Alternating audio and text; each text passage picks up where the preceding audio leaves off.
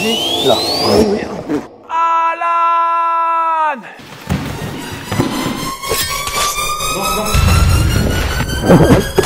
Salut les gars, eh ben non, ce n'est pas Mehdi, je ne suis pas à Port-de-la-Chapelle en train de me rouler par terre avec des toxicomanes. Aujourd'hui, je me retrouve dans un endroit très sain et salubre, un dojo magnifique dans lequel j'ai le plaisir de recevoir Wendy Coily, voilà, Wendy Coily, qui est spécialiste dans l'interpellation en milieu clos grâce au grappling.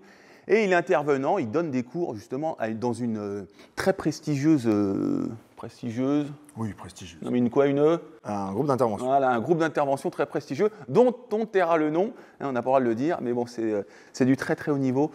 Donc voilà, il sait de quoi il parle. En général, quand on parle d'interpellation, on pense tout de suite aux frappes, aux percussions, à faire mal aux copains. Justement, toi, dans ton corps de métier, tu n'as pas le droit de tabasser la personne. L'idéal, c'est de le saucissonner. Donc parle-nous un peu de ta méthode, s'il te plaît. Du coup, moi, je suis grappleur à la base.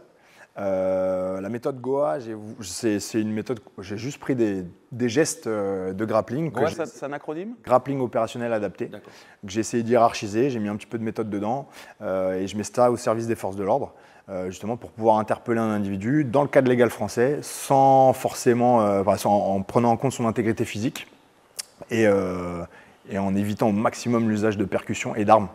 Voilà. Après, quand le cadre légal l'exige, eh ben, on passe sur de la percussion ou de l'usage d'armes. Juste avant, ton palmarès en grappling, pour que les gens se fassent une idée. J'ai fait partie de l'équipe de France, je fais encore partie de l'équipe de France là, cette année, sur la saison 2022-2023 de grappling. J'étais médaillé aux championnats d'Europe et aux championnats du monde. Voilà. De quelle école tu es ? De la Lutte à livrer. Lutte à livrer. De Flavio Santiago. Oh Flavio, salut Flavio. Un grand ami à moi, avec David Pierre-Louis. C'est ça. Tu connais ? J'ai fait mes armes aussi au NCU à l'époque où il y avait Flavio, donc je connais bien David Pierre-Louis. Voilà, c'est le même groupe, on est copains. J'ai commencé avec David Pierre-Louis il y a plus de 20 ans, mais bon. Flavio Santiago, très très bon ami. Les gens voulaient du grappling sur la chaîne, écoute, ce sera chose faite. Quand vous attrapez quelqu'un, comment ça se passe ? Est-ce que c'est y a une embrouille d'un coup, alors vous savez que vous devez interpeller ce gars-là ? Ça peut être les deux cas de figure.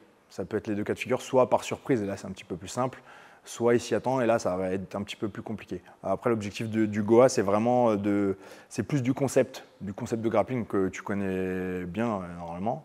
Et après, la grosse différence, c'est qu'on intervient en binôme. Donc là, il faut arriver à se répartir les tâches, avoir une communication assez efficace, et puis appliquer des principes fondamentaux du grappling et de la lutte, et même du casual wrestling, parce qu'on sait au Goa, on fait aussi on ne va pas forcément au sol, on peut aussi maîtriser un individu, l'immobiliser contre un appui. C'est ce que je me disais l'autre fois, justement, avec Thomas Loubersan. Je me disais, Thomas, si toi et moi, on se met contre Francis Ngannou dans la cage, est-ce qu'on a une chance de l'avoir ? Et Thomas, il me disait qu'il pensait que oui. Et c'est vrai que quand on est deux sur un gars, en grappling, c'est plus facile, je pense, que deux en striking. Ouais, je pense. Ouais, on a un petit avantage. Après, il faut que ce soit bien fait et que les tâches soient bien réparties, qu'on n'aille pas dans des sens opposés.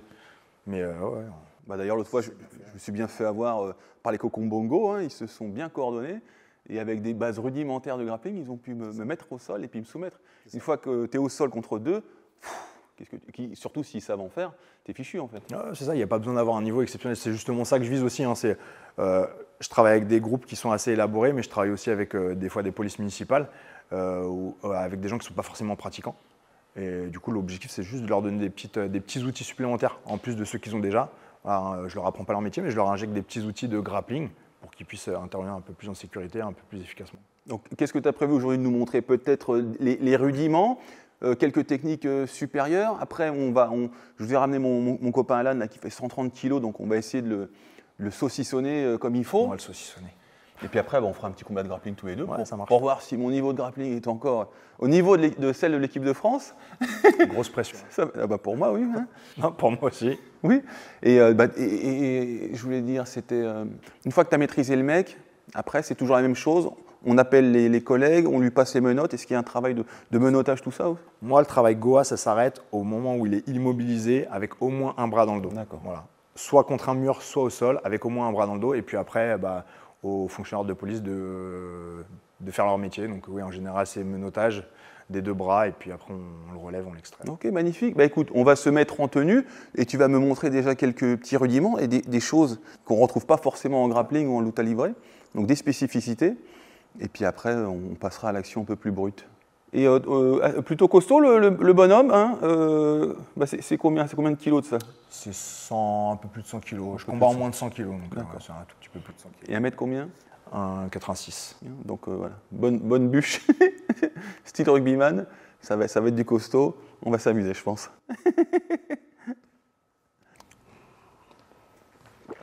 Ah, il fait de l'eau. Non, maintenant il n'y en aura plus. Donc là on est en négociation pour le film avec Jean-Claude Van Damme. Donc très grand rôle, grosse implication dans le film. Puis après peut-être que vous n'allez pas me voir pendant quelques temps, hein, vous allez être triste. Comment ça, il y a Mehdi, c'est mieux? Eh oh, toi, viens ici! De toute façon, avec Mehdi, ne change rien, c'est bien mieux que cet imbécile de Greg. Eh, quand il y a ma tête, bah ne clique pas, idiot. Et tous ceux qui m'encouragent, merci. Vous êtes beaucoup plus nombreux à m'encourager. Donc, merci à vous. Hein? Puis ceux qui m'aiment pas, bah, vous voyez ma tête, vous cliquez pas. Hein? Il y en a d'autres sur YouTube, vous cliquez à côté. Hein? Vous regardez Squeezie.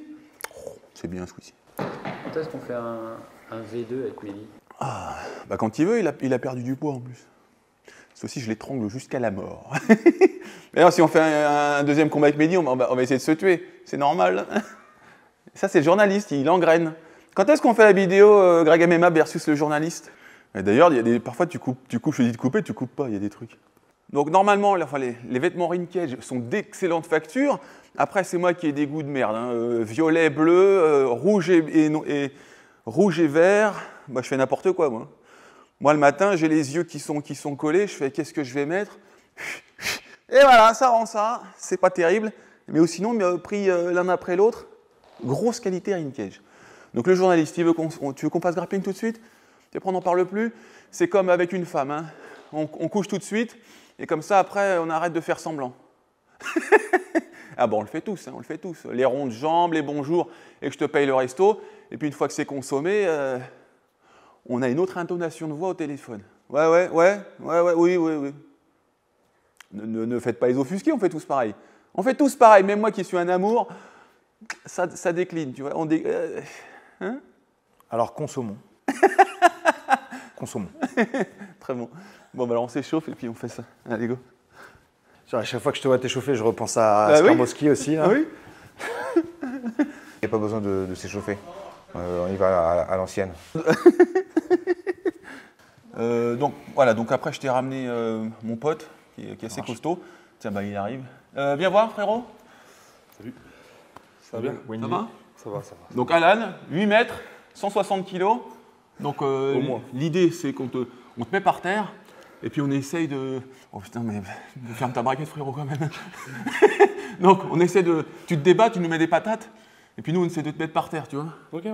Vous êtes tous les deux contre moi? Tous les deux, parce que sinon un contre un, tu comprends que ça risque d'être compliqué. Mais moi je peux frapper et vous non, ça? Ah, toi tu vas nous frapper aussi fort que tu peux. Okay. On t'a ramené des gants, sur mesure bien sûr.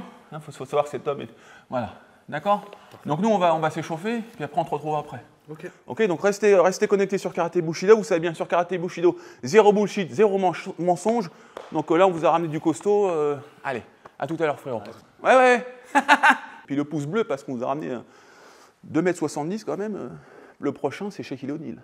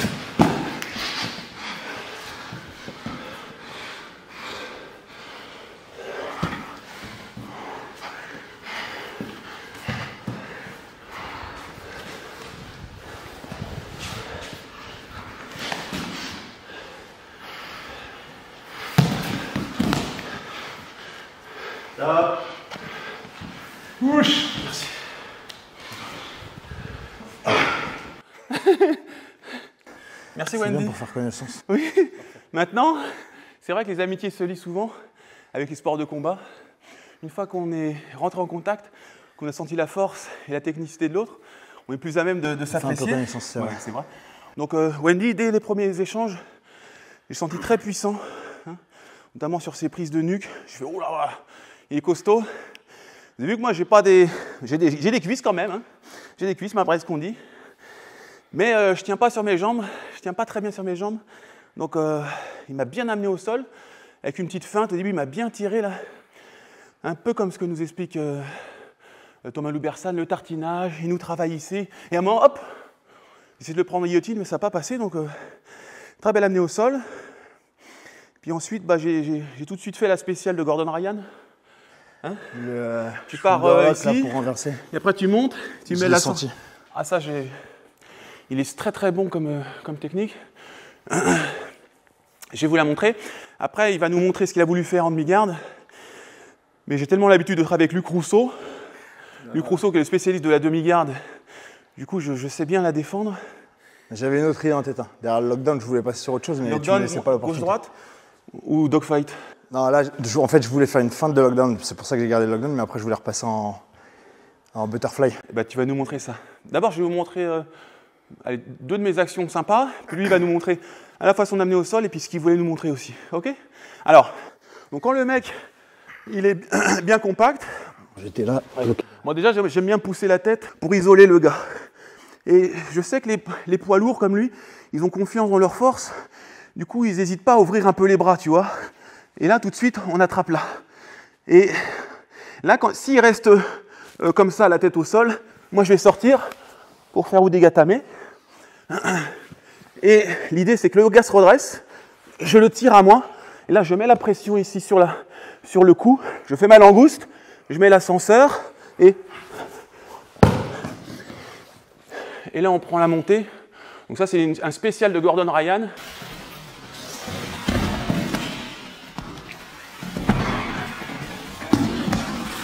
On peut apprendre au dojo, mais on peut aussi apprendre sur Internet. Ça, je l'ai regardé sur Internet, j'ai travaillé avec mes élèves, et depuis, je la maîtrise bien, je suis content. Et la seconde chose, qui est toute bête, hein, ma foi, ouais, quand il est en demi, donc là, déjà très important, la grosse bataille, ça va être le bras sous l'aisselle. Donc vous avez vu qu'on bataillait tout le temps pour l'avoir. Et encore, je l'ai mal repris parce que vous regarderez Baki comment il reprend le bras sous l'aisselle, c'est très bien. Moi, je le fais en force, là, je suis débile. C'est-à-dire qu'à chaque fois qu'il voulait rentrer, moi, j'étais là comme un idiot. Je voulais rentrer comme ça. Alors qu'en fait, vas-y, rentre. Ce qu'il faut faire, c'est rentrer le coude et repasser en dessous comme ça. Et ça, je ne l'ai pas fait, donc ça, c'est une erreur. Donc, n'oubliez pas, quand le mec veut repasser sous l'aisselle, vas-y, il force. Et ben, je rentre mon coude, vas-y, continue. Et là, je reprends. Et moi, mon erreur, c'est de rentrer comme ça, comme un idiot. Mais bon, vu que j'ai de la force, ça passe. Et quand vous êtes là, vous allez poser votre tête, et là, son bras, il va être inutile. Vous faites décrocher son lockdown, vous essayez de sortir la jambe, et là, quand il vous maintient la jambe, là, on tire, ça ne marche pas, et là, je pousse et je tire, et je reviens en croix.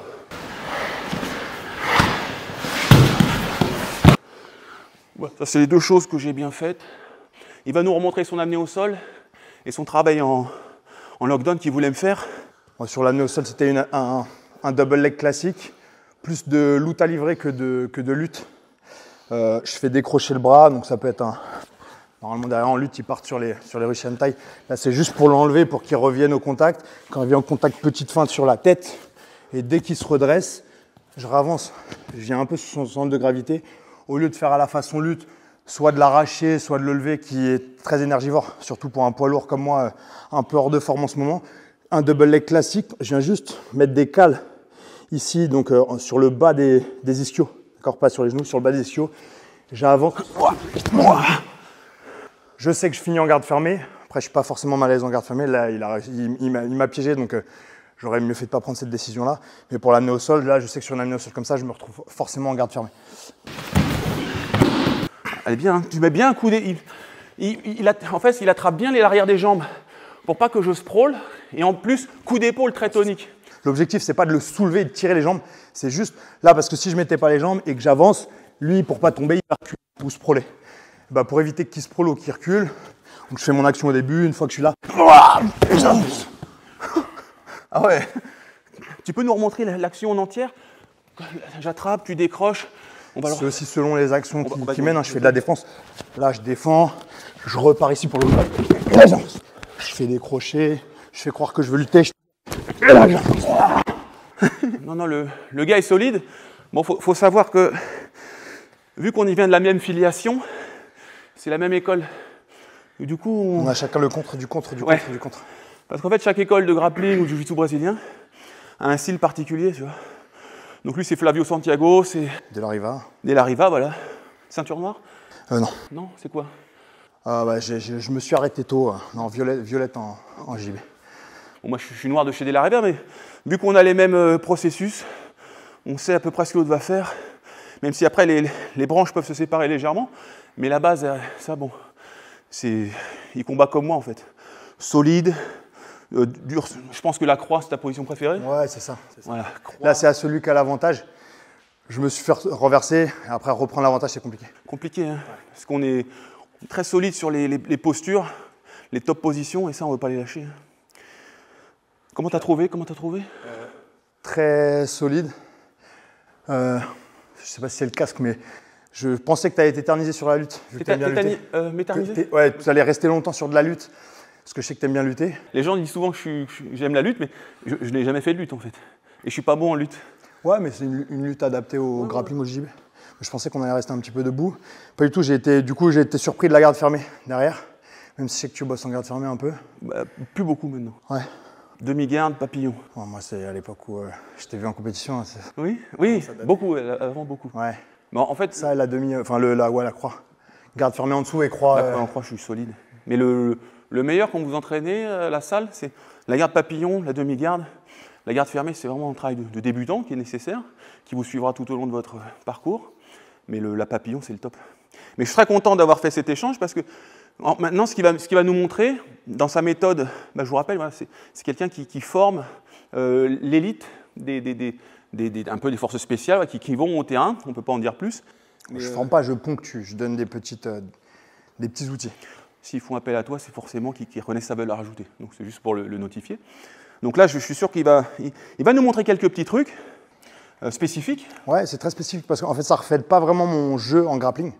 Moi, mon style, quand moi je combats en compétition, c'est assez binaire, c'est très simpliste, mais ça reflète pas ce que je montre justement sur l'instruction. C'est d'autres choses que j'ai retravaillé ou j'ai remis un peu, j'ai remodifié. Par exemple, la kimura, je fais une sorte de kimura, mais c'est complètement différent. Ouais, tu vas nous montrer, mais c'est comme un boxeur qui voudrait donner des cours de self-défense. Bah, il va pas se mettre comme ça. Hein. On va adapter la posture. Hein. Et ce que les gars font en self-défense, ils sont moqués parfois, mais à tort. Mais mettre les bras comme ça, mon frérot, on va pas se battre. Ouais. Moi, là, je suis très bien. Hein. Mais quoi qu'il me fasse, envoie un coup, ce que tu veux. Boum, un autre. Boum, un autre. Voilà, puis ça peut être les jambes aussi. Boum. D'accord? Des trucs tout bêtes, toi, et je bloque ma zone génitale. Je pense qu'on retrouve un petit peu ce genre de choses dans ce que tu nous montres. Ouais. Donc tu nous montres quelques petits trucs, puis après on fera avec Alan qui s'est changé. Ouais. Ça va mon frérot? Oui, ça va bien. T'as regardé un petit peu le combat? Ouais. Comment tu trouves? Ouais, c'est des beaux bébés quand même. Hein. Oui. Bon, moi j'ai le droit de mettre les points. Toi, tu auras le droit de mettre les points et de frapper aussi fort que tu veux. Nous, on essaiera de te bloquer. Et puis, ma stratégie, c'est surtout que vous ne preniez pas mes bras très rapidement pour que juste de mon... T'embête pas pour la stratégie, ça va aller bien vite. Déjà que les 4 contre moi, c'était 4 contre... 3. Déjà que les 3 contre moi, c'était dur. Alors si je ramène un mec de l'équipe de France de grappling... Moi, quand je combats en FFL, c'est vrai que je joue c'est moins fluide que sur des sparring en fin de cours. On joue beaucoup les points. Donc on joue beaucoup les positions. De toute façon, à un niveau international, ça se joue à... C'est ce que j'ai fait là. Pas grand-chose. Je me suis dit, bon, je vais marquer les points. Puis la soumission, pour soumettre un gars comme ça, c'est compliqué. C'est vrai qu'on y pense, on essaye, enfin, pas qu'on l'oublie, mais on essaye plus de dominer sur les positions et la soumission, si elle vient, elle vient. Exactement. Là, j'ai joué les points, quoi. Bah, au fait, d'ailleurs, donc du coup, mon niveau, il est pas ouf. Il est pas ouf. Le mien est encore moins ouf, du coup. Mais non, bien sûr qu'il est ouf. En fait, on s'en rend pas compte parce que justement, il y a des toutes petites différences. Mais là, enfin, si. Non, mais je plaisante, c'est un running gag maintenant. Il faut savoir qu'il était déjà ouf quand je t'ai vu combattre il y a longtemps. Bah, tu sais, Alors, il y a 15 ans, pour le coup, le niveau n'était pas ouf. Et là, Non, mais il y maintenant- avait des gens qui sortaient du lot. Oui, oui, oui. Ouais, j'en faisais partie, mais maintenant, les gars sont bien plus forts. Je cite souvent Luc Rousseau ou Thomas Loubersan qu'on a reçus à moult reprises sur cette chaîne. C'est des athlètes fabuleux, mais il y en a beaucoup d'autres qui ont performé en grappling. Il y a Nicolas Régnier, il y a Laurence Cousin, il y a David Pierre-Louis, il y a Gilles Anthony Arsène Oliveira. également, Anthony Oliveira qui moment, est très bon. Donc il y a beaucoup. Il y en a- Ouais, il y en a plein. Oh, il y en a plein qui sont très bons. Mais bon, je suis content de vous faire partager du grappling aujourd'hui, du grappling sportif, et puis maintenant on va passer au grappling adapté justement à des situations de combat réels où l'intégrité de l'adversaire doit être préservée. Tu peux nous montrer quelques petites spécificités Ouais. qui changent? Alors après, c'est des gros principes. J'ai plusieurs gros principes, notamment sur la distance de combat. C'est vrai qu'on est beaucoup, pour une distance de protection, à rester à au moins une distance d'un bras. Bras tendu? Non, justement, c'est ce que je préconise le moins sur le grappling opérationnel. Je parle parce qu'à partir du moment où je dois venir à de la préhension sur toi et essayer de t'immobiliser, de te figer, il y a bien un moment où il va falloir que je vienne au contact. Donc il faut déjà casser cette distance pour arriver tout de suite au contact. Donc moi, je préconise déjà sur la méthode d'être assez proche au contact, donc sur un angle. Tu t'es mis de profil exprès? Oui. Voilà. Donc ouais, 3/4 face. Oui. Oui, oui. Pour avancer, pas avancer Pourquoi pleine bourre. D'ailleurs, je me mets toujours de ce côté-là pour avoir le choix de venir me positionner soit devant, soit derrière avec un angle adapté, d'accord. L'objectif, c'est de venir chercher un bras. Le top du top, c'est de venir ici, d'accord, d'arriver à un contact ici. Moi, pourquoi je viens à ce contact-là? Parce que je vais avoir un contact sur le bras. Je vais pouvoir avoir une saisie de son bras, d'accord. Ça, c'est une saisie classique. Et après, moi, j'ai adapté une technique qui est basée entre la kimura, d'accord, et une technique police avec un bâton télescopique. Donc je l'ai appelé le verrou. Donc je viens ici, donc à partir du moment où je suis sur ce contact-là, je viens ici engager mon poing, monter son poignet ici, et me coller. Voilà, donc là, ce que je veux, c'est créer, je parle beaucoup aussi de structure dans la méthode Goa, je veux créer une grosse structure entre mon corps, tout le haut de mon corps, et son épaule. Je viens aussi parler de ligne d'épaule, de ligne de hanche, parce que c'est ces axes-là qu'il va falloir soit mobiliser, soit immobiliser. Alors, si je veux le bouger, par exemple, si je veux le retourner, je mobilise son axe d'épaule et je viens au contact. Donc, je suis tout de suite sur mon angle de contact là. Je viens passer ma technique. Donc là, si je la serre, ça va être un petit peu douloureux et je vais avoir une bonne saisie. D'accord ? Je viens la serrer au contact ici. Donc là, j'ai une structure entre mon corps et son épaule. Et là, je peux le diriger, voire même l'amener par terre s'il faut. Ah ouais. Ah ouais, on serre plus fort parce que là, il ne serrait pas fort du tout. Serre fort ? Ouais, il ne serrait pas fort du tout. Et vas-y. Là. Ah oui, oui. Là, je l'ai amené au sol. D'accord. Je viens me positionner, donc j'immobilise. Là, j'ai verrouillé sa ligne d'épaule pour créer une structure et pouvoir le diriger où je veux, soit vers un mur, soit au sol. Une fois que je l'ai dirigé au sol, je garde un contact avec sa ligne d'épaule et sa ligne de hanche pour le figer. Et là, je suis tout seul, d'accord. Donc après, je vais venir faire des techniques sur ses bras pour lui mobiliser les bras. Là, je suis tout seul. C'est la même structure que tu veux utiliser pour les bras? Non, c'est juste, là, une fois que ton coude est ouvert, c'est le même principe que tu montrais tout à l'heure. Une fois que le coude est ouvert, moi, je viens juste chercher le poignet ou la main. D'accord. En petit, je travaille petit. Milieu confiné, je travaille petit. Et c'est vrai qu'il y a des techniques police où ils demandent de faire un grand tour comme ça pour venir chercher. En grappling, tu connais, on essaye de travailler vraiment petit. À partir du moment où j'ai créé l'ouverture ici, je viens au poignet ou au doigt, là, et je travaille petit le long des côtes. Et vous voyez qu'il est très compact. Et ça, on voit que c'est un expert en grappling. C'est-à-dire que quelqu'un qui n'aura pas l'habitude, il va juste se focaliser sur le bras et pas sur le reste de son corps. Vous voyez que son genou là est très important. C'est-à-dire que s'il va essayer de me faire la technique sans... Non, regarde. Okay. S'il n'a pas le genou, vas-y. Vas-y. Là, la technique normale ou celle les deux. Là, une technique police, ça va être force contre force. Ouais, c'est difficile. L'autre sans là, le genou. L'autre, j'ai moins de force, mais sans le genou. Sans le genou, voilà, vas-y, mets le genou maintenant. Là, je viens créer une cale ici. Ouais. Je viens chercher là. Et pareil, là, le genou, je viens l'utiliser aussi pour le caler. Donc ça, c'est plein de détails qui sont nécessaires, je pense, en tant que grappleur. Les grappleurs ont l'habitude de bouger tout leur corps. Alors, à mon avis, pour les forces de l'ordre, s'ils n'ont pas l'habitude de ça, ça peut être compliqué, les petits détails comme ça, non? Ouais, après, c'est pas des détails, c'est des détails que je rajoute au fur et à mesure. D'accord. Le socle commun de la méthode, c'est des trucs très simplistes. Le truc le plus technique, c'est ça, c'est le verrou. Après, pour pallier au verrou, quand un truc un petit peu moins technique, ça va être venir ici figer le biceps. C'est le même principe, d'accord? Donc, je viens créer une structure là, juste en figeant son biceps. Là. Ouais. Donc là, ça reste assez simple. Là, je suis tout seul. Donc, tu arrives à quatre pattes, mais il ne faut pas oublier qu'il y a le binôme qui, lui, va se placer différemment et qui vient m'aider. Est-ce que quelqu'un va, on va dire, allez, toi frérot, tu t'occupes sur le haut du corps, toi sur le bas du corps, ou à toi à gauche, ou toi à droite? Alors non, justement, ça fait partie des principes fondamentaux de cette méthode-là. C'est que on va répartir les tâches.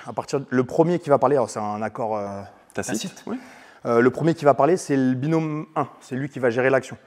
Par exemple, moi je suis le binôme 1, je viens de prendre un contact sur toi. Oui. Je dis, on va au mur. Donc là, moi, je dirige vers le mur et le binôme 2 va se placer en conséquence et se diriger vers le mur. Tout ce qui va être technique debout, les deux binômes vont être répartis d'un côté et de l'autre. Les bras pour pas que le mec prenne une lame ou qu'il mette des coups. C'est ça, et que nous, on ait vraiment une vraie action sur sa ligne d'épaule. D'accord ? Donc si moi, je suis sur ce côté-là, admettons que je fais une technique assez évoluée, il peut avoir le binôme 2 ici qui ne connaît pas grand-chose. Moi, je lui dis juste, attrape sa main, tu ne la lâches pas. On va au mur, et du coup, il m'accompagne au mur. Avec une technique simple.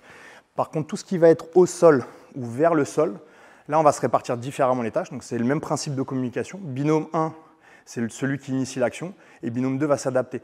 Quand il s'adapte, donc là, moi, je suis binôme 1, on va au sol. Binôme 2, lui, il va lâcher l'autre côté, et il va se mettre en bas. Donc, tout ce qui va être au sol ou vers le sol, il se met en bas. Vous vous parlez beaucoup, il y a beaucoup de communication. Un qui donne l'indication, l'autre qui réceptionne. C'est toujours comme ça, ça ne change pas. C'est un accord tacite. Après, il y a des groupes avec qui je travaille qui ont déjà leur propre communication. Donc, eux, ils sont déjà habitués, même des fois, juste à un coup d'œil, ça fonctionne, il n'y a même pas besoin de parler. En tout cas, dans la méthode Goa, ce que j'essaie, c'est juste ça, cette méthode de communication. Binôme 1, c'est celui qui initie l'action. Il donne l'ordre, l'autre réceptionne l'ordre, et le binôme 1 redonne le top action. Donc, par exemple, on va au sol. OK, on va au sol. Ça veut dire que le deuxième est prêt. Top, on y va. D'accord. Et les deux agissent en même temps. Est-ce que ton ami qui est là avec nous et qui ne veut pas qu'on le voie, est-ce qu'il aurait une cagoule pour qu'il puisse démontrer avec toi sur moi déjà des principes de base? Alors, pas une cagoule, mais il peut. Ouais. On peut essayer. Alors, on lui montre pas sa tête parce que voilà, il fait partie d'un groupe d'intervention très touchy, comme on dit aux États-Unis, comme on dit en France. Ça m'énerve quand je fais ça. Très délicat. Voilà. Donc, c'est des sujets qui sont sensibles, voilà, sensibles. Donc on va pas l'afficher aux yeux de la France. Donc Bernard Julien, tu viens frérot? Merde, j'ai dit son nom. Oh le con. Sur l'action du binôme, celui qui va aller aux jambes, Ah, je l'aime pas celle-ci. Non, il faut qu'il se mette. Donc si le binôme 1 est sur ce bras-là, Ouais. le binôme 2 va venir soit chercher les deux jambes, soit chercher la jambe du même côté. Oui. D'accord?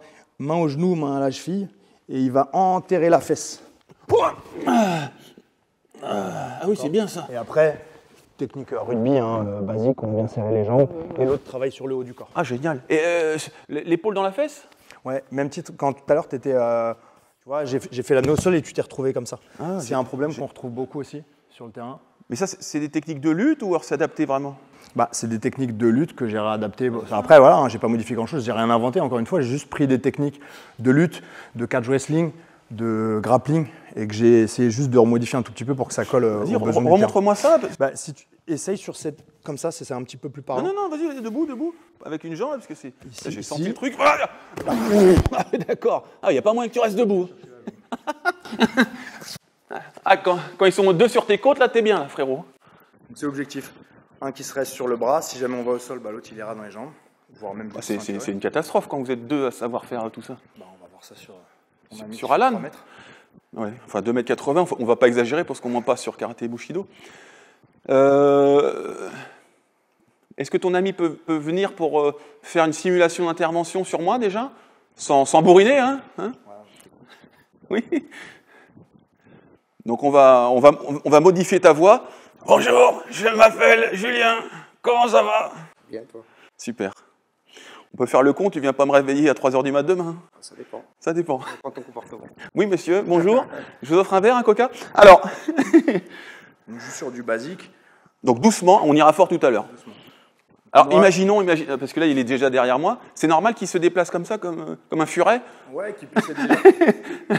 Là, par exemple, c'est moi qui suis derrière. Si toi, tu es attiré par son. Ah, c'est bien. son Ah oui, avis, oui, moi, je suis oui. déjà derrière. Eh, mais vous êtes vicieux parce que vous avez déjà... Regarde Ah, moi, je rigole avec eux. Après, je le regarde et l'autre, il est derrière. Le principe de grappling aussi, on joue sur tes lignes d'épaule. Ouais. Si je veux que tu lui fasses face, je viens te tourner. Enfin, D'accord. tu vois, c'est aussi nous qui pouvons. Ah, vous jouer. tournez un petit peu autour. Mais au début, vous lui parlez?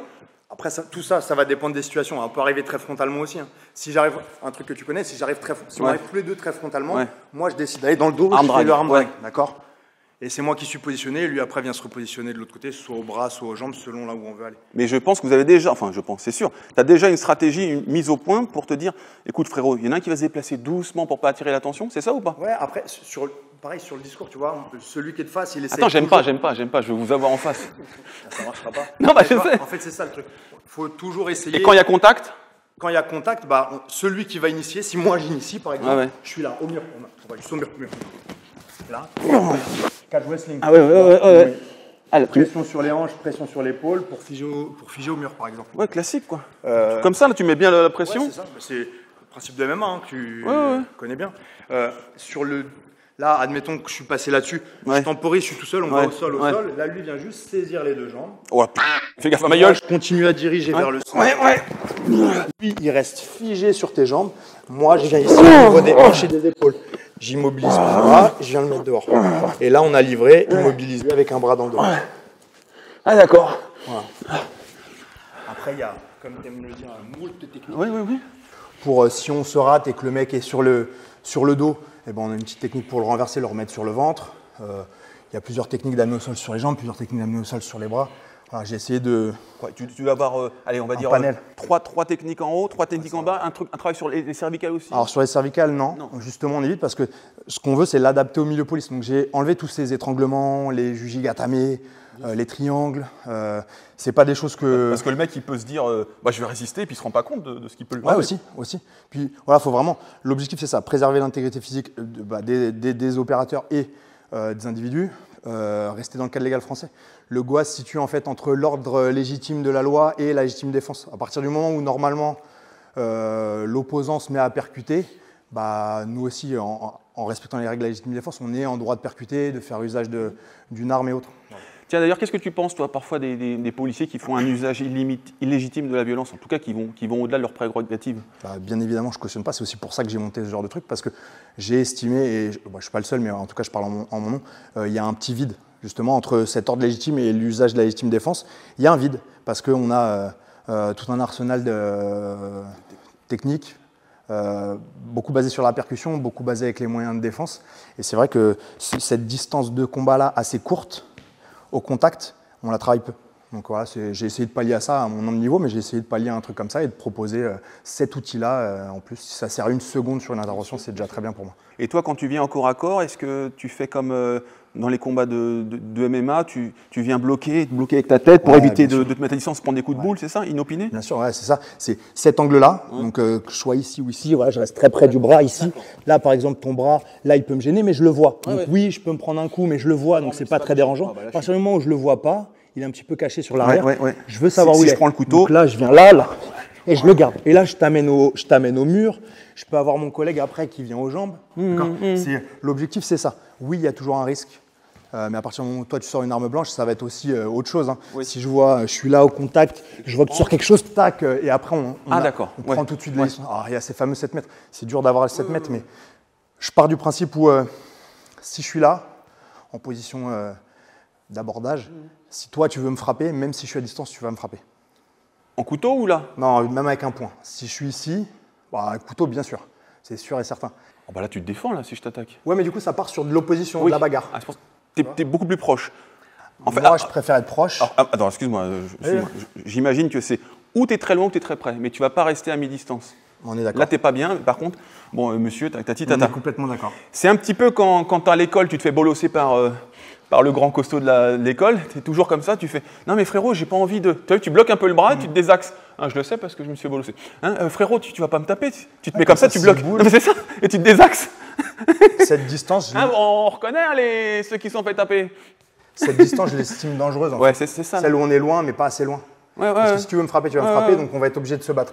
Je suis plus à l'aise ici parce que si tu veux me frapper, on peut venir chercher et empêcher les coups. C'est pour ça que c'est du MMA. C'est pour ça que c'est très dur de frapper de façon efficace quand on est collé.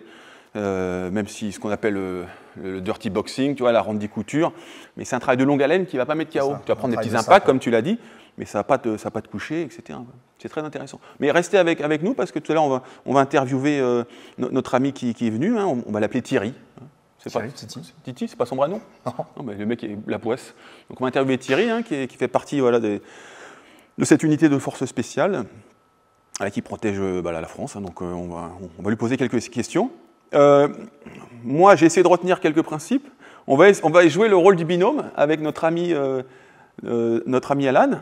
On va partir sur une action où il va te mettre des coups. Donc on va mettre les casques, histoire de ne pas s'abîmer, on n'est pas là pour ça. Et une action où il ne mettra pas de coups. Ça marche. D'accord, ça te va? Très bien. Alan! Alan! Alan!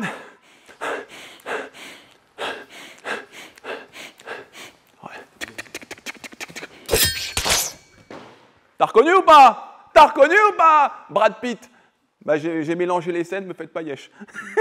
Alan a rétréci, mais voilà. Plus grand, hein, je suis toujours plus grand. Combien tu mesures? 2 mètres. Pour combien de kilos? 110 là, en ce moment. 110, t'as bien perdu. J'ai bien perdu, ouais. Mais j'ai perdu pas mal de muscles aussi. Bravo. Ça fera moins mal. Au poker, c'est qui le meilleur? Je te laisse répondre à cette question. Qui est le king? Qui est-ce qu'on appelle le king? C'est toi en ce moment? Toujours. Alan, on te met les petits gants. Tu vas nous tartiner. Juste avant, on va faire un petit débrief tactique. Ok. Et puis yallah. Hein. Allez. Puis tu mets toute ta sauce, tout ce que tu veux. Ouais, je fais comme d'hab, tu m'as appris. Un truc de bâtard. Qui fait quoi?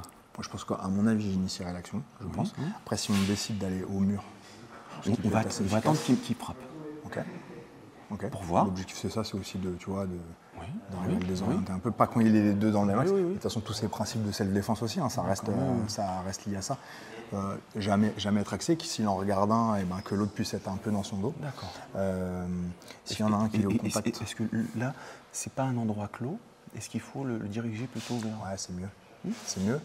En fait, comme ça, si tu es dans un endroit trop ouvert, tu as 360 degrés à gérer. Donc lui, il peut prendre la fuite aussi dans tous ces côtés-là. Après, là, il sait qu'on va aller le chercher, donc il y a aussi cet avantage-là. Il peut frapper, sachant que nous, s'il frappe, normalement, on est censé pouvoir aussi frapper. Donc, ce qu'il faut qu'on fasse, c'est qu'on se répartisse les tâches comme ça. Si on va au mur, je pense que là, le mieux, c'est d'aller au sol. Ouais. Donc si moi, je prends une saisie sur un bras, soit tu peux faire une feinte sur l'autre bras, déjà au moins on gère ses frappes et puis on gère l'espace. Et dès qu'il y en a un de nous deux qui donne l'indication d'aller au sol, celui qui donne l'indication d'aller au sol, il reste sur le bras. D'accord. C'est qu'il a une bonne saisie sur le bras, il reste sur le bras. Et du coup l'autre, le plus simple, il ceinture, comme les double legs, tu sais, au niveau des... Bras, et après... D'accord, j'ai compris. Bras, il y en a juste un des deux qui va au sol. Par contre, et au sol, si toi tu es aux jambes par exemple, tu ceintures les jambes et tu les lâches pas de A à Z. Donc tu te débats comme un sauvageon, hein, tu te laisses pas faire. Hein, Comme au rugby. Tu mets des golden, des coups de coude et tout. Hein. Ouais. On est protégé. À coup de coude? Oui. Ok. Ce que tu veux. Bon, on nous a appelé pour une intervention, c'est ça? C'est ça. Ouais. Et ça va attirer son attention, je t'en prie. Non.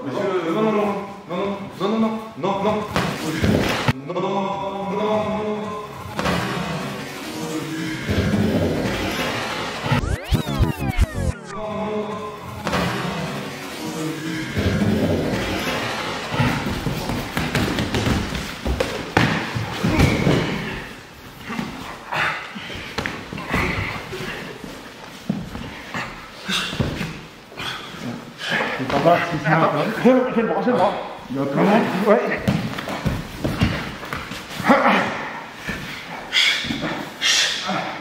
Alan, tu fais gaffe. Ça va pas casser, Alan. Fais gaffe, Alan. Stop, Alan. Stop. Déjà, t'inquiète. Fais gaffe, Alan. Stop. Ok, voilà. Attends, caméra derrière. Frérot. Ouais. La clé, hop, tiens, bouge pas. Ah, pardon. Hop. Voilà. Bon, la clé était là. Hein. Donc, j'ai pas réussi à faire comme il m'a montré, mais le principe était là. Et puis là, voilà, blocage des jambes. Par contre, il y avait ça te gênait les frappes? Non, les frappes, c'est la première frappe qui m'a gêné. Qui m'a t'en as mis une bonne?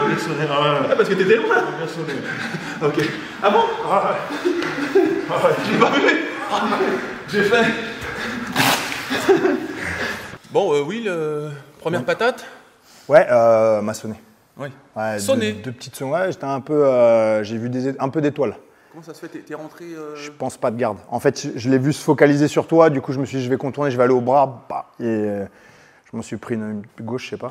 Droite. T'as vu un peu les étoiles? Ouais, un petit peu. Ouais, parce que je me suis rué sur Alan et j'ai fait « Mais il est où mon copain ?» Il était loin. Mais en fait, c'est typiquement ce qui peut arriver sur le terrain, en fait. Sauf que là, casque en plus, donc j'ai du bol, j'ai été sonné avec le casque, donc ça va. C'est pour ça qu'on l'aime. Mais l'objectif, c'est aussi d'être plus que 2, hein, mais tu as une petite latence, tu vois. T'as 2 secondes où tu te sens seul parce que tu te dis, merde, je suis tout seul contre le mur. C'était ça. Et je fais merde, il est costaud. Et c'est vrai que, par contre, quand il t'a frappé, je lui ai sauté dessus parce qu'il était complètement tourné vers toi. Du coup, j'ai pu le plaquer au mur. J'ai quelqu'un qui m'a dit il y a pas longtemps, une interpellation, c'est aussi un sacrifice. Ouais. Tu sais que tu en as un, tu sais que tu t'exposes à des coups, tu t'exposes en fait, c'est s'exposer à de la violence.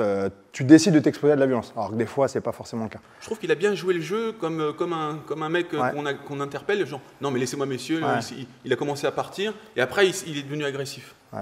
Ça nous a déstabilisé. Comment tu t'es senti, Alan? Ouais, c'est exactement ça. Je me suis dit au début, je vais reculer un peu pour garder, pour connaître mon espace.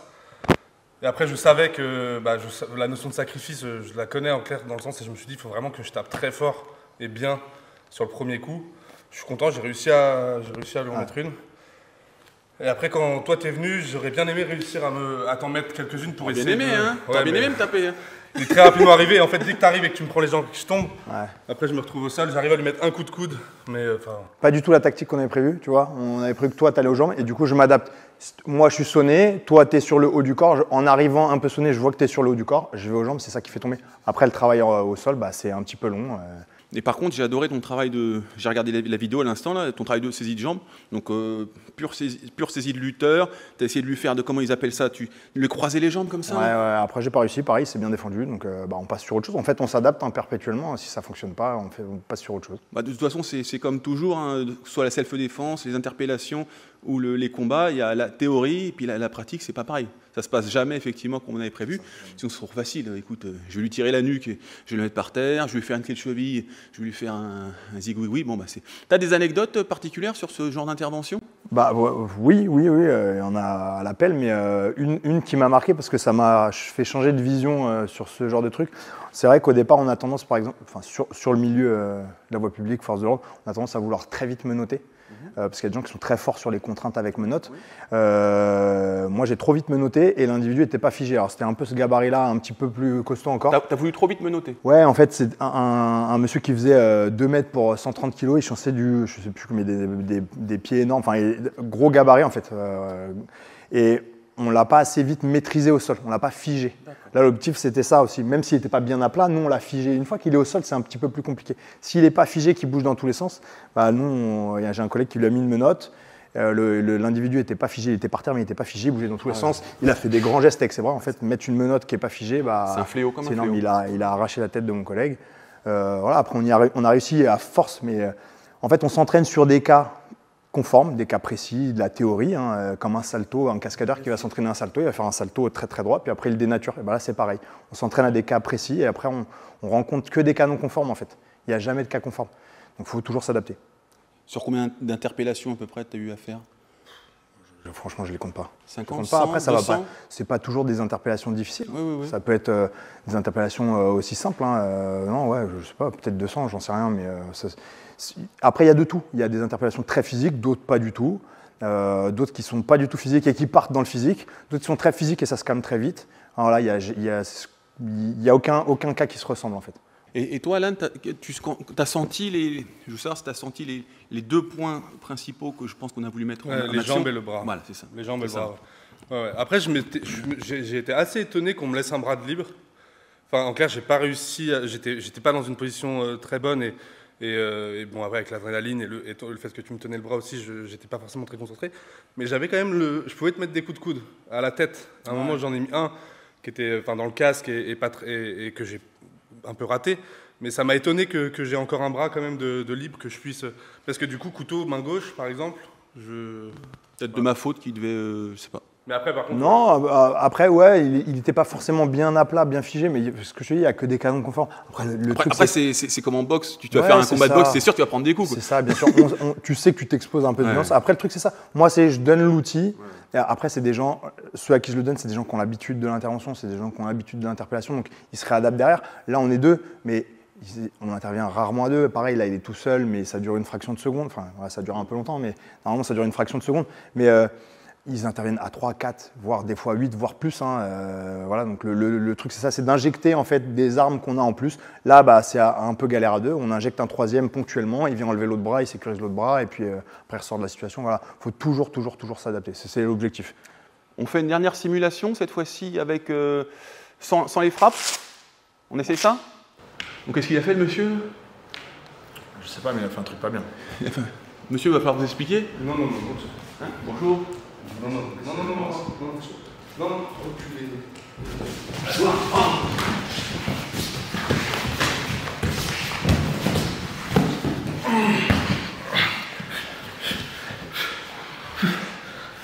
Va falloir vous calmer, monsieur. S'il est sur le dos, mets-le sur le dos, ça Sur le dos?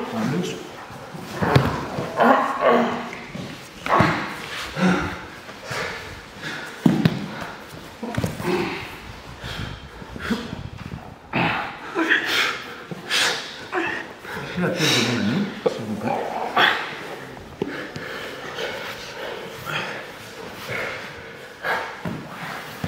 plaît. Et costaud, hein? Mettez-vous sur le dos, monsieur. Sur le dos. Le bras, donnez-moi votre bras. Donne ton bras. Ça va là? C'est bon? C'est bon. Ok, relâche. Hop, l'autre main, Hop. Hop. J'ai eu Michael Isouz faire ça, j'ai toujours rêvé de le faire. Je me suis jamais retrouvé dans cette position de ma vie. Je me suis jamais retrouvé là, moi. Et j'ai jamais rêvé qu'on me le fasse. Les micros? Son coude, regarde. Ah oui, bah il est fragile. Un petit bisou magique. Oh, c'est une brûlure, ça. Non mais les micros. Solide, je me suis dit à un moment, il s'est mis en pompe, il va se redresser. J'ai entendu la musique de Superman dans ma tête.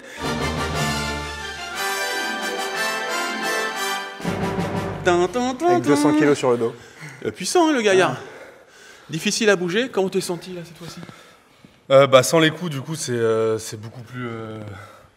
Enfin, j'ai l'impression d'attendre beaucoup plus que vous venez et qu'on soit dans une situation de lutte un peu. Mais je me suis dit, si on se retrouve tout de suite à deux, ça va être. En fait, je me dis qu'il faut que l'amener au sol, ce soit comme si j'étais qu'avec toi. Je sais qu'il va me prendre les jambes, que je vais tomber, mais du coup, au moment où je vais au sol, je me dis qu'il faut que je me fasse très attention à tes bras parce que c'est toi qui vas me faire les clés de bras, c'est toi qui vas me faire les étranglements et les trucs qui me stoppent, quoi. Étant donné que lui, il est focus sur les jambes. Après, deuxième truc, j'avais l'impression, mais je suis pas sûr, que des fois, du coup, tu essayais d'aller un peu l'aider et que tu lâchais un peu tes prises. Et du coup, là, tout de suite, je reprenais un peu de l'envergure pour garder de l'amplitude au sol et d'être en mesure après de bouger. Mais bon, après. Bah, à mon avis, c'est un petit peu ça le but. C'est que justement, il y en a un qui soit focalisé en bas et l'autre en haut. Ouais, normalement, c'est ça. Tu restes sur ton rôle. Après, j'avais le beau rôle, j'étais sur les jambes. Normalement, tu n'as qu'à saisir les jambes et tu ne bouges pas de A à Z. Oui. Là, le truc, c'était de venir filer des petits coups de main, tu as raison. Hein. Et du coup, quand je file des petits coups de main, et où j'ai essayé de faire une autre technique, ça passe pas. En fait, si tu laisses, c'est comme en grappling, si tu laisses un minimum d'espace, et ben en fait, dès qu'il commence à bouger, c'est foutu. C'est pour ça qu'il faut réduire l'espace au maximum. Et c'est vrai que quand je venais essayer de filer des petits coups de main, quand il attrapait la tête, bah ouais, on donne un peu d'espace et il bouge. Bon, moi, la vérité, j'ai fait un peu n'importe quoi. Je l'ai pris en ceinture avant et c'était pas très judicieux, quoi. Après, ça reste du grappling. Tu restes dans ton cadre légal. J'ai pas tout vu parce que j'étais sur l'autre, mais tu restes dans le cadre légal. Il n'y a pas de frappe. Enfin, tu vois, Les bras bougeaient beaucoup. Ouais, les bras bougeaient, mais après, c'est souvent ça. Hein. Les gens se laissent pas forcément faire. Par contre, ce qu'il y a de bien, c'est que quand ils frappent pas, c'est vrai que s'ils frappent là, comme l'autre situation, bah, on est sur un autre cadre légal. On a plein de moyens mis à notre disposition. Divers et variés pour taser, télescope, je ne sais quoi d'autre qu'on peut utiliser pour s'adapter à ce niveau de violence-là. C'est vrai que quand il est juste virulent, mais qui ne cogne pas, c'est là où l'expérience en grappling en lutte, elle parle. Et du coup, même si toi, tu n'as pas d'expérience Goa ou d'interpellation, tu as une expérience en grappling. Du coup, ça t'aide. Et j'ai l'impression que c'est le genou dans les reins, ça change tout, je crois. Ouais, en fait, parce que tu as figé sa ligne de hanche. Et c'est comme en grappe. Si tu réussis à figer ses hanches, il va être beaucoup moins mobile. Et là, en fait, c'est ce que tu as réussi à faire, à figer ses hanches. Et quand tu as figé ses hanches, bah, c'est un petit peu plus compliqué. Il peut tourner un petit peu son buste, mais... Il y a d'autres techniques, tu vois, qu'on fait en grappling, on est saisi comme ça, tu vois, par exemple, ou comme ça. Et en fait, si on veut le faire lâcher, normalement, on n'a pas le droit d'attraper les doigts. Mais en combat de rue, c'est magnifique. Là, il m'a attrapé la tête très fort. J'ai voulu le faire en technique. Et puis, quand quelqu'un t'attrape la tête qui bourrine, c'est compliqué. Par contre, dès qu'il va t'attraper la tête, par exemple, voilà, il est là. Bon, là, tu viens choper un doigt. Là, si je suis là, je vais galérer. Mais là, j'ai lui chopé un doigt. Et là, tu fais comme ça. Hein. Ouais. Et ça, on n'a pas le droit de le faire en grappling ou en MMA non plus. Mais en self-défense, bon, il y a des techniques même de kung-fu, du China, hein, qui t'apprennent à attraper les doigts, tout ça. J'avais un livre là-dessus. Mais c'est vrai qu'il faut s'adapter également. C'est ça, tout est bon à prendre en fait. Krav Maga, karaté, autres, grappling, tout est bon à prendre. Ça nous donne des outils. Après, ces outils-là, c'est juste la manière et l'instant au moment où. Enfin, c'est la. Je recommence, j'ai bafouillé complètement. On ne recommence pas sur karaté on recommence Bushido. Pas. Alors, je ne recommence pas. Ce qui est important, c'est tout est important. Le Krav Maga, le karaté, le grappling, le jiu-jitsu, la boxe, tout est important. Ça nous donne juste un arsenal d'outils et c'est juste la façon et l'instant auquel on s'en sert. Voilà, il faut juste savoir bien s'en servir. Et puis, à partir du moment où on s'en sert mal, c'est là où ça crée de la discorde, en fait. C'est juste ça.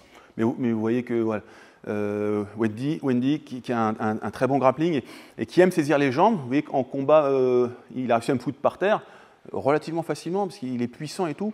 Et c'est sûr que 2 fois, quand il a chopé Alan aux jambes, qui est quand même un colosse, il s'est effondré. Donc, un beau travail de lutte. Et puis, non, super, j'ai beaucoup aimé ce que tu nous as proposé.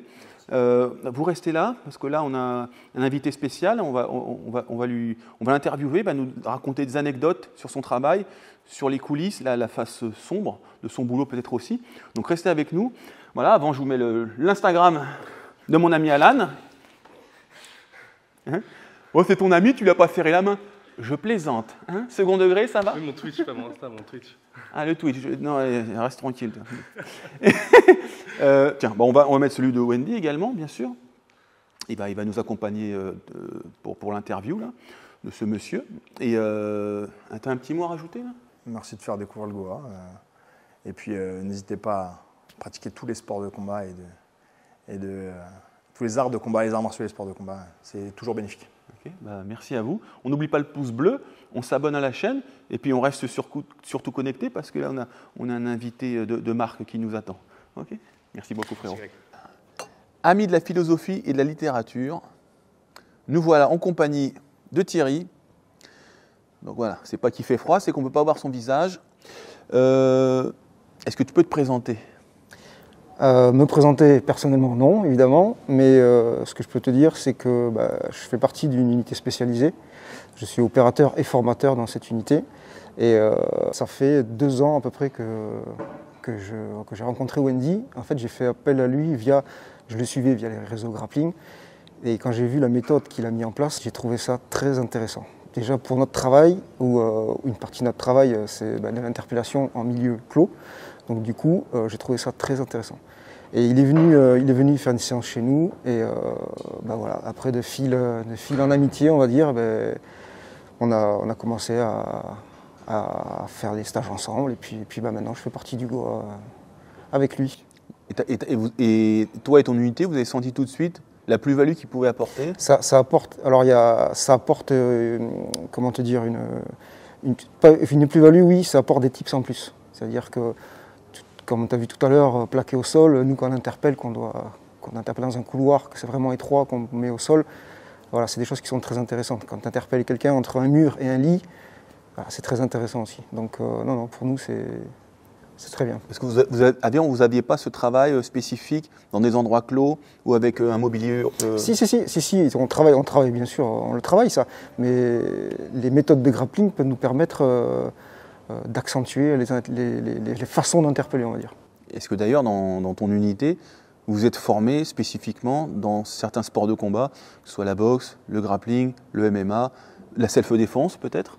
Il y a, chez nous, il y a des spécialistes, il y a des champions, il y en a qui ont un passé et un cursus dans les sports de combat on a jusqu'à des champions du monde, hein, on a un champion du monde vétéran 4-5 fois, de judo, voilà, on a des boxeurs qui ont été titrés aussi, tout ça. Et chaque semaine, on essaye de mettre en place soit du judo, soit de la boxe, du pied-point, de l'anglaise.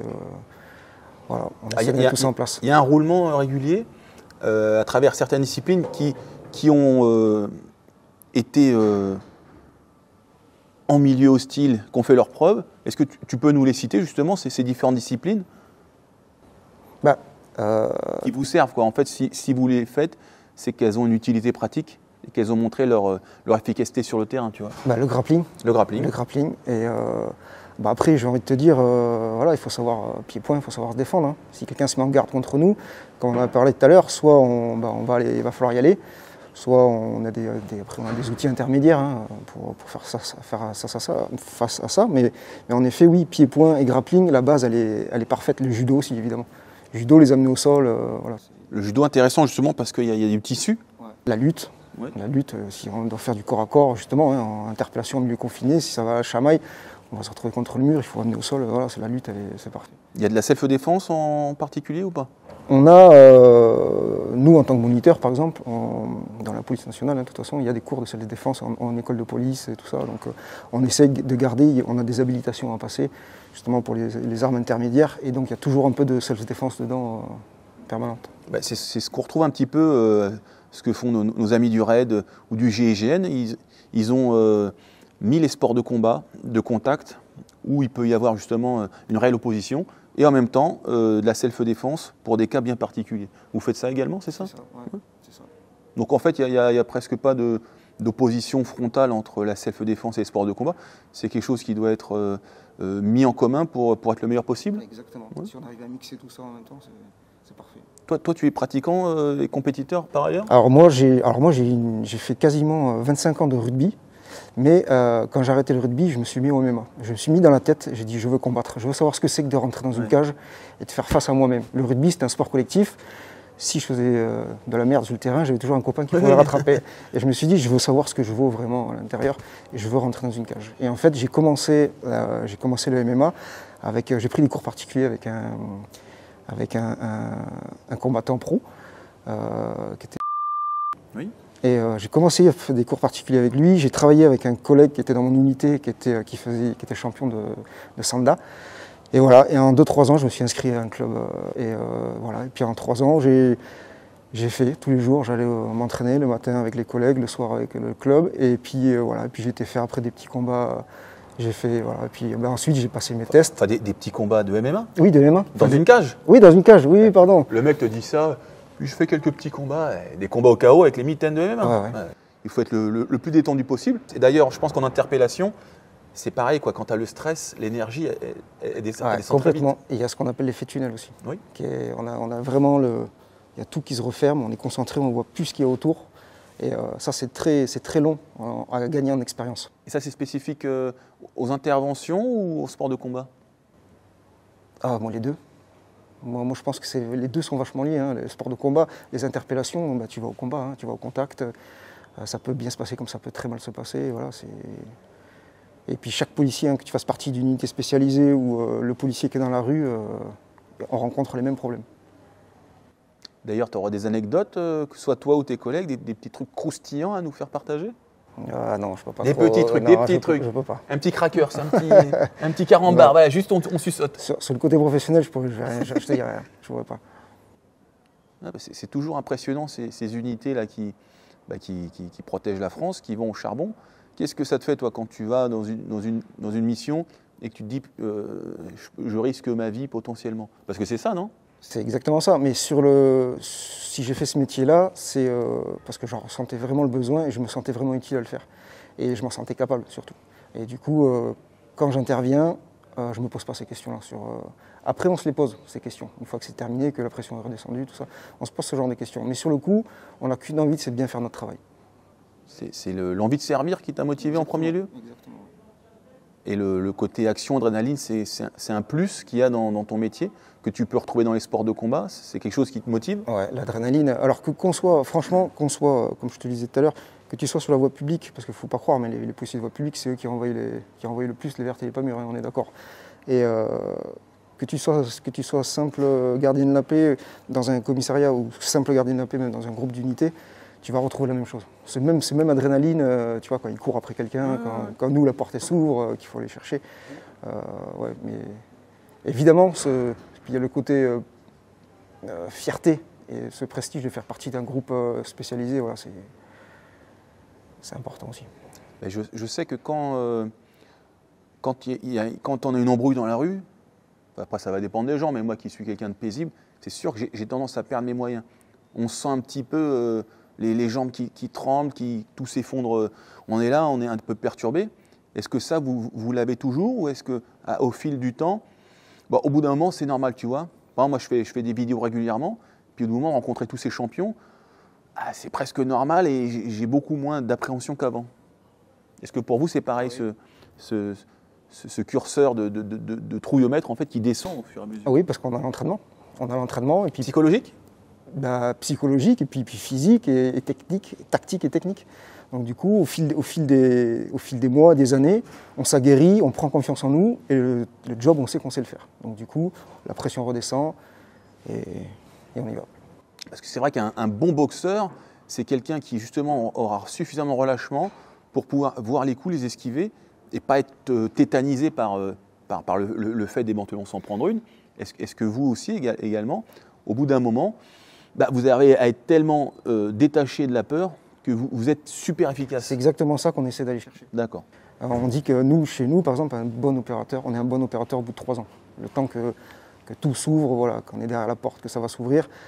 Il faut du temps quand même, il faut de l'expérience pour. C'est exactement comme les combats. Il faut arriver détendu, c'est ça, oui, détendu, mais dans le match, bien évidemment, mais détendu. Et ça on l'acquiert vraiment à force d'expérience. Les premières missions, c'est effet tunnel, il y a tout qui se resserre, le trouillomètre à zéro, mais à force, voilà. Et toi, tu as vu parfois des champions qui sont venus dans tes unités et qui se sont révélés incapables de réaliser l'exercice de leur fonction à cause justement de la trouille? Non, ça, plus à ce niveau. Non, franchement, non. Parce qu'après, on a des tests très poussés aussi. Oui. Parce que j'avais vu les tests, on était voir le RAID, ces tests, c'est des trucs de malade. En tout cas, au niveau sportif, ils leur mettent la misère. Nos tests sont réputés pour être très costauds. Ouais. Vous leur faites du mal? Pas du mal, mais le but, c'est de pousser les gars dans les retranchements pour voir vraiment ce qu'il y a au fond, quoi. Psychologiquement surtout? Ah oui, bien sûr. Et le physiquement, les gens, ils sont prêts. Quand tu passes des tests comme ça, tu t'as futé depuis des mois et des années. Mais c'est clair que de les pousser dans les limites physiques, forcément, après, c'est le mental qui prend le relais. Donc, si le mental, il est pas fort, les gens s'écroulent. Les gens d'ailleurs peuvent pratiquer le Goa, les civils ou pas? Nous, Goa, c'est réservé aux forces de l'ordre. Ça, après, c'est Wendy qui a créé ça, c'est lui qui gère ça. Et... Toi, t'es prof du coup ou pas du tout? Moi, je fais les stages avec lui maintenant, en tant que moniteur. Ouais. Et tu pourrais conseiller le grappling pour la self-défense à des gens lambda? Exactement. C'est parce qu'en plus, le grappling, ce qu'il faut penser aussi, c'est que grappling, il n'y a pas de frappe, il n'y a rien. Donc aujourd'hui, en plus, dans la police, tout ça, on ne peut pas frapper. Enfin, on peut se défendre, mais on va pas. Si on peut éviter de mettre de coups, c'est encore mieux. Donc, puis tout est filmé, tout est machin. Donc si en plus, même si on est dans les règles, le fait de faire quelque chose de propre et qui te fait pas mal, où il n'y a pas de, c'est parfait. Moi, je trouve que c'est un point de vue personnel, mais je pense que tout le monde devrait faire au moins un sport de combat et savoir maîtriser un peu. Je suis d'accord. Moi, et puis je pense que ça dépend des tempéraments. Moi qui suis quelqu'un d'assez calme et doux en général, je ne me vois pas frapper quelqu'un au sang. Tu vois, cette vidéo avec Christophe Bonnefond que j'avais fait où il m'attaquait avec une baguette, naturellement je l'ai étranglé, tu vois, j'ai pas voulu le frapper.